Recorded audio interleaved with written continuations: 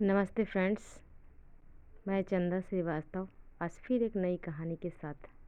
आज की कहानी टूटते दायरे।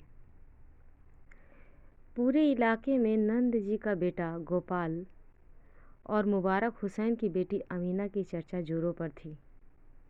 क्या हिंदू, क्या मुसलमान, हर कोई दोनों के प्रेम के विरुद्ध था। जग हंसाई हुई थी। ऐसे में समाज के भद्र लोग कैसे चुप रह सकते थे। दोनों को कोसने में जुटे थे। वैसे इस घटना पर चुटकी लेने वाले लोग भी पीछे नहीं थे। वे दिन और थे, गयासुद्दीन तब आज जैसी अराजकता नहीं थी। समाज में संस्कार बचा था। छोटे बड़े में लोक लाज का लिहाज रहता था। लोगों ने मूल्यों का क्षरण नहीं हुआ था। समय समय की बात है, श्रीमद् भागवत गीता में कहा गया है कि कलयुग आएगा सो आ गया। आया क्या, सबकी छाती पर पसर गया। मति भ्रष्ट हो गई है लोगों की। न लाज न लिहाज, आंखों का पानी उतर गया। अब क्या कहें, किससे कहें। जो कुछ है सो सब सामने है। कर्म लिखे सब अटपटे, तारनहारा कौन। नंद किशोर उर्फ नंद जी खांसने लगे। पहले से ही गठिया के ग्रसित नंद जी ने गयासुद्दीन की तरफ कातर भाव से देखा तो मन ही मन बेचैनी सी हुई। मुंह से बलगम को फेंकते हुए वे खाट पर पसर गए। अव्वल तो बुढ़ापा खुद में ही एक बीमारी है। ऊपर से गठिया ने खाज में खुजली का काम किया था। वो कसरती बदन न जाने कहाँ बिला गया। पतला सा मुंह निकल आया था। छाती धसक गई थी। नंद जी की पतली काया में एक एक पसली गिन लो। बोतल की पेदी वाले कांच के गोल गोल ढक्कन वाला चश्मा डोरी से कान तक बंधा है। उनमें से आंखें ऐसी दिखती है जैसे कांच के डिब्बे में पुराने कंचे इधर से उधर सरक रहे हों। कभी कभी तो वे डरावने लगते और कभी कभी बेहद जुगुप्सा पैदा होती। वरना उन दिनों नंद जी के पास बैठते ही दुनिया जहान की बातों में समय कब कैसे उड़ जाता था याद नहीं रहता था। अब ये हाल है कि 4 शब्द बोलते तो 10 मिनट तक हाफते हैं। एक समय यही ननद जी पहलवानी सरीखे थे कि जब गांव के अखाड़े में लंगोटा बांध कर खड़े होते थे तो मिट्टी तक मुस्कुराने लगती थी। आंखें चमक उठती थी। कैसे ब्रज देह, कड़क गठिला बदन, अनुपम छवि जैसे दिव्य पुरुष। नंद जी सच कहते हैं, वे दिन निकल गए। कहाँ गए वो दिन। एक समय नंद जी का जोर सारे इलाके में मशहूर था। उस तरह उन जैसे बहुत सारे लोग थे। सबका अपना अपना अंदाज, सभी अपने अपने हुनर में माहिर और एक दूसरे के पूरक भी। नंद जी पूरे गांव, जेवार और समाज में बेबस व लाचार है। सारी इज्जत नीलाम हो गई। नालायक बेटे ने एक बदचलन औरत की खातिर पिता के सम्मान व आत्मविश्वास को ठेस पहुंचाई। गयासुद्दीन मियाँ को संवेदना जताने के बहाने नंद जी से भेद लेने आया था कि उसका बेटा कहाँ है। दोनों घर से भाग गए हैं। यह खबर जैसे कि गांव में जंगल की आग की तरह फैली कि 1/3 मुस्लिम, बहुत गांव में गिने चुने हिंदू परिवारों से भय और संशय व्याप्त हो गया। हर कोई अपनी दबी जुबान से मुबारक हुसैन की बेटी को कोस रहा था, जो नंद जी के बेटे के साथ फरार हो गई थी। गली कूचे माहौल गरमा रहा था। अफवाह फैल रही थी कि जितने मुंह उतनी बात। इधर नंद जी के बेटे की करतूत जानकर भी अनजान बन रहे। आखिर इकलौता पुत्र विवाहित होकर भी बेहाल था। न जाने कितने वर्षों से गोपाल बूढ़े माँ बाप की हुक्म उदूली करना चाहता था। समाज के बंधनों को तोड़ देना चाहता था। माँ बाप की मर्जी से शादी की तो बीवी की मर्जी की हो या न हो, उसे तो ढोना ही पड़ता। गोपाल ने समाज की नहीं बल्कि धर्म के बंधन को भी तोड़ दिया। हाँ, समाज ने अवश्य उसके प्रेम को खारिज कर दिया और बदचलन प्रेम का नाम देकर उसके पीछे पड़ गया। इधर इधर अमीना भी थी, बिल्कुल देसी फिल्म कहानी की नायिका जैसी, उसी तरह सुंदर जिसे उसकी अधीर अवस्था के पदार्पण ने भी बिगाड़ा नहीं था। प्रेम कहानियों में वर्ग भेद तो होता ही है, यहाँ न नायक अमीर या न नायिका। हाँ जनाब, कमसिन प्यार नहीं था, प्रौढ़ावस्था के प्यार की कहानी है। परंतु जब घर से भागे तो उनके प्यार में कमसिन प्यार के आवेग की कमी नहीं थी। पहले तो ऐसी अवस्था में आजकल घर से भागता ही कौन साहब। लोग बड़े मज़े से बीवी बच्चों के साथ रहते हुए सदगृहस्थ बने रहते हैं और प्रेमिका के लिए दूसरे मकान लेकर सुखी जीवन का रोमांस भी जी लेते हैं। आधुनिक जीवन में बड़े लोग पत्नी के अतिरिक्त दूसरी प्रेमिका का शौक पालते हैं। वैसे इस रोग ने राजनेताओं, नौकरशाहों और समाज सेविकों तक को नहीं बख्शा। सबके जीने के अपने अपने शौक हैं। सब समाज के नाम पर बदलती जीवन संस्कृति के रिश्तों के दायरों को खूब तोड़ा है। इससे मानवीय संबंधों पर बुरा असर पड़ा रहा। यहाँ ऐसा क्यों न हो सका, इस बाद में न गोपाल समझ सका और न अमीना। संभवतः यह लैला मजनू, हीर रांझा, मिर्जा साहिबा की कहानी का असर था, जिसके वे बड़े प्रशंसक थे, या कि उन दोनों की जिंदगी कुछ इतनी उबायु और यांत्रिक हो गई थी कि वह इस निरस्ता को तोड़कर कुछ ऐसा कर गुजरना चाहते थे कि अचानक उनकी चर्चा गांव-गांव में हो जाए। गांव की गलियों से छन कर यह खबर गवर्नर विश्व के कान तक पहुंची। फिर मीडिया के फ्लैश बल्ब उनके पीछे पीछे भागे। अखबारों की सुर्खियों का वे श्रृंगार बने।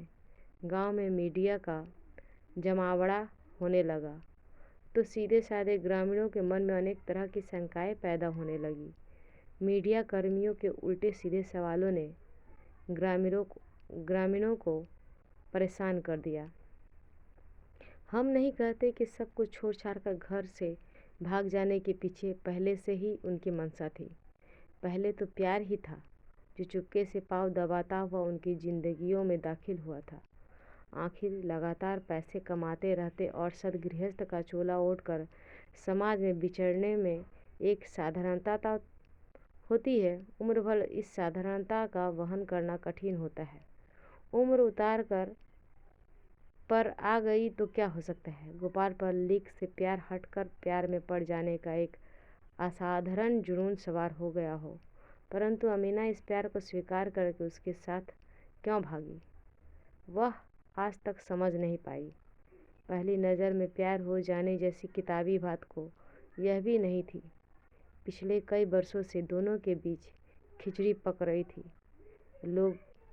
लोग बाग तो यही कहते हैं कि दोनों के बीच मर्द औरत जैसा रिश्ता भी था, जिस रिश्ते को कुछ लोग अवैध या अनैतिक होने का प्रमाण भी दे रहे थे। यह सब कुछ था तो जिस्मानी आकर्षण उन्हें पगला गया तो ऐसा भी नहीं था। पैसे की माया की बात भी नहीं थी, क्योंकि गोपाल अगर धनी परिवार से था तो अमीना के अब्बा भी बड़े जमींदार थे। इकलौती बेटी के लिए बड़ी मालकियत थी। बड़े अरमान से बेटी को तालीम दिलाई थी। अब्बा मुबारक हुसैन ने न चाहते हुए भी अमीना ने सरकारी विद्यालय में शिक्षिका की नौकरी ज्वाइन कर ली थी। लेकिन कभी कभी एक सी जिंदगी की बेरंग एक रास्ता भी आदमी की ज़िंदगी में ऐसा लावा बनकर उतर जाती है कि आदमी वह कर गुजरता है जो बरसे से खड़े जल में किसी पत्थर की तरह गिरे। आज अमीना पुलिस स्टेशन में बैठी बैठी सोचती तो उसे यही लगता। उसे बहुत याद में खबर हुई कि गोपाल की संपन्नता उसकी बीवी के धनी मायके की देन है। जिस शोरूम को वह चलाता है वह उसके ससुर ने उसे भेंट किया है।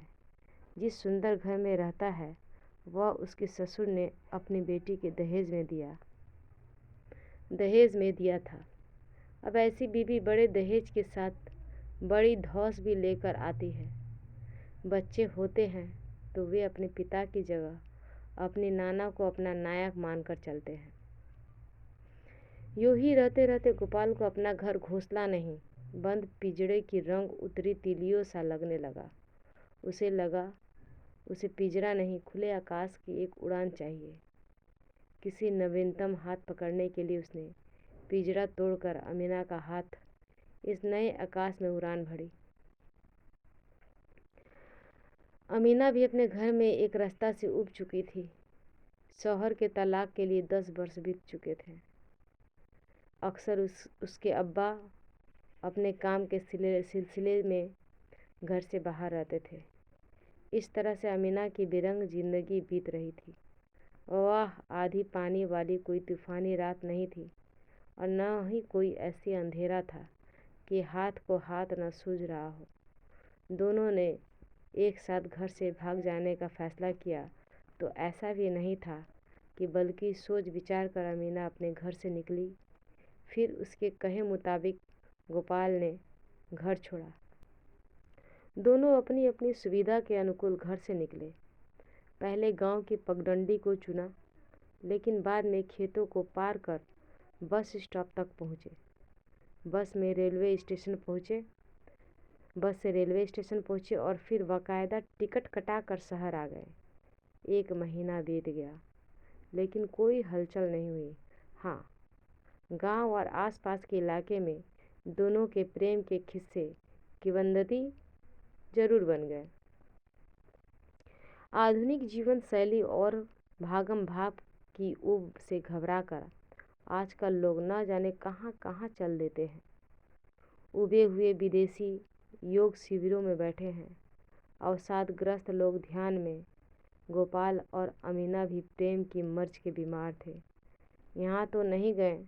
हाँ, दिल्ली होते हुए वे जयपुर या हवा महल देखने जरूर चले गए कि फिर जयपुर से दिल्ली होते हुए अपने शहर में आ गए। दोनों एक किराए के घर में चोरी छिपे रहने लगे। एक दिन पुलिस को खबर लगी तो दोनों को थाने ले आई। चूँकि दोनों बालिग थे, इसलिए दोनों ने लिखित रूप से बयान दिया कि मर्जी से भागे थे और अब साथ रहना चाहते हैं। समाज में तनाव न हो, यह सोचकर पुलिस ने अमीना को जबरन नारी सुधार गृह के भेज दिया और गोपाल पर दबाव देकर उसे शहर में तरी पार घोषित कर दिया। 1 माह गुजर गया, किसी ने प्रेम पाखियों की खबर नहीं ली। गोपाल की बीवी बनिए की बेटी थी। उसने शोरूम को खुद संभाल लिया। गोपाल के बेटे की पढ़ाई में दिल नहीं लगता था। वह भी माँ के काम में हाथ बटाने लगा। शोरूम का काम ठीक ढंग से चलने लगा। किसी को महसूस ही नहीं हुआ कि यहाँ कभी गोपाल नाम का कोई व्यक्ति बैठता था। और अपने इस शोरूम, इस घर का मालिक और नंद जी का बेटा कहता था। लगता था यह फालतू सामान था जो बीच रास्ते से कहीं रह गया, जो खो गया, अब उसकी तलाश क्या करनी। उधर नारी सुधार गृह में भेजी जा चुकी अमीना की घर वापसी में धर्म आड़े आ चुका था। अब्बा से दूर रहने के लिए उसकी अर्जी विचाराधीन थी। महीना बीत गया। ठहरे हुए पानी में जो पत्थर गोपाल और अमीना ने फेंका था, उसमें कोई तरंग पैदा नहीं की। जिंदगी जैसी थी वैसे ही चलने लगी। गोपाल की बीवी का एक नोटिस अवश्य अखबार में छपा था कि अगर वह समय पर नहीं लौटा तो उसे ज़मीन जायदाद से महरूम कर दिया जाएगा, क्योंकि यह सब कुछ उसकी बीवी के नाम पर है। लीजिए, पहले तो सर्कस बेटे को बाप संपत्ति से बेदखल किया करते थे, अब तो समर्थ बीवी भी करने लगी। जिस पर नोटिस छपा था उससे 2-4 दिन बाद ही गोपाल शहर लौट आया। आते ही उसने संवाददाताओं की बैठक बुलाकर घोषणा की कि उसने अपने अज्ञातवास में अमीना से विवाह कर लिया है। गोपाल ने कहा उसे धन दौलत की परवाह नहीं है। वह प्रेम की बलिवेदी पर अपना सब कुछ कुर्बान कर देना चाहता है। संवाददाताओं को यह संवाद बहुत फिल्मी लगा। दूसरे दिन शहर लौटने और विवाह की खबर तो छोटे से आकार में अखबारों में पेज 3 पर प्रकाशित हुई, लेकिन किसी ने गोपाल का यह संवाद नहीं छापा। संपादकों को इसमें कोई नवीनता नहीं लगी। अमीना का नारी सुधार गृह जाना फिर गोपाल की शहर वापसी ड्रामा प्रतीत हुआ। इतना सब कुछ हो गया और नवीनता भी उनकी जिंदगी में नहीं आई, बल्कि आई तो खबर कि हिंदू धर्म में पहली बीवी के रहते हुए ऐसी शादी गैर कानूनी है। पहली बीवी चाहे तो हथकड़ियाँ लगवा सकती है, लेकिन वह क्यों चाहती? बच्चे बड़े हो गए थे और काम ठीक से चल रहा था। इधर नई बीवी अमीना साथ नहीं थी। लीजिए, एक बीवी से निजात पाई तो दूसरी बीवी भी हाथ से गई। ऊपर से दिन रात की बकचक के इस प्यार में किसने ज़्यादा त्याग किया? फिर एक दिन सुबह अमीना ने नारी सुधार गृह की संचालिका के माध्यम से पुलिस को सूचना भिजवाई कि गोपाल के संग रहना चाहती है, इसके लिए उससे मिलना चाहती है। पुलिस गोपाल के तलाश में कुछ इस कदर जुटी कि मानो तहकीकात का नाटक कर रही हो। गोपाल नहीं मिला। उसे ज़मीन निकल गई या आसमान खा गया। पास पड़ोस के से पता किया कि किसी ने गोपाल के बारे में पुलिस को जानकारी नहीं दी। कोई शोर शराबा भी नहीं हुआ, लेकिन अमीना तो हलचल चाहती थी। इस हलचल के साथ वह गोपाल के साथ घर से भागी। प्रेम कहानी का नया अध्याय लिखने का प्रयास किया, लेकिन यह कैसी कहानी है जो प्रारंभ से आगे नहीं बढ़ी, न ही इस कहानी को आगे बढ़ाएगी। कुछ सनसनी, कुछ मारधार हो तो प्रेम का चरमोत्कर्ष होता है। अमीना ने पुलिस से रपट की कि उसके पति की पहली बीवी ने अपहरण करवा दिया। संवाददाताओं को बुलाकर अपना दुखड़ा रोया, लेकिन उनके तेवर देखकर लगता था कि वे इस सनसनी खेज खबर बनाकर कल अखबार में छापेगी। दूसरा दिन आया। किसी दिन अखबार में गोपाल के अपहरण की खबर नहीं छपी थी। यही अंदाज़ा छापा था कि वह अपनी मर्जी से कहीं चला गया। दिन बीता तो पुलिस के एक सिपाही ने अमीना को खबर दी, मैडम, आपके पति की खबर मिल गई। वह अपनी मर्जी से अपनी पहली पत्नी के साथ अपनी शादी का वर्षगांठ मनाने दार्जिलिंग गया है। अमीना को अचंभा नहीं हुआ। उसे लगा इस बात की तो जैसे उसे पहले से ही खबर थी। उधर तालाब में जो पत्थर गिरा था उससे कोई सुगबुगाहट पैदा नहीं हुई। जल पुराना हो तो वह सराध पैदा करता है, हलचल नहीं। मैडम, दरोगा जी ने पूछा है कि आप गोपाल की धोखाधड़ी के विरुद्ध कोई शिकायत या प्राथमिक दर्ज करवाना चाहती हैं? अमीना जानकारी लेने के बाद कागज़ उठाकर कुछ लिखने लगी। पुलिस वाला ललचाई दृष्टि से उस प्रार्थना पत्र की ओर देखने लगा कि शायद कुछ बख्शिश मिले, लेकिन अमीना ने पुलिस वालों को विदा करके अपना प्रार्थना पत्र पूरा किया। यह थाने में दिया जाने वाला शिकायतनामा नहीं है। अपने विभाग की उसकी स्वैच्छिक सेवानिवृत्ति की आवेदन वापस करने की प्रार्थना है। अमीना ने एक ठंडी सांस भरकर इस विभागीय विनय पत्र पर हस्ताक्षर कर दिए, फिर उस पत्र को नारी सुधार गृह की संचालिका को थमा। और गोपाल के पिता नंद जी विधि विधान कौन समझ सकता है। कहते हैं कि जब बेटा कुपूत निकल जाए तो माता पिता की बनी बनाई पारिवारिक इज्जत मिट्टी में मिल जाती है। गोपाल की करतूत ने नंद जी को इतनी ठेस पहुंचाई कि एक दिन हृदयाघात से चल बसे। यही थी कहानी टूटते दायरे। कहानी अच्छी लगे तो चैनल को अवश्य लाइक सब्सक्राइब करें। धन्यवाद।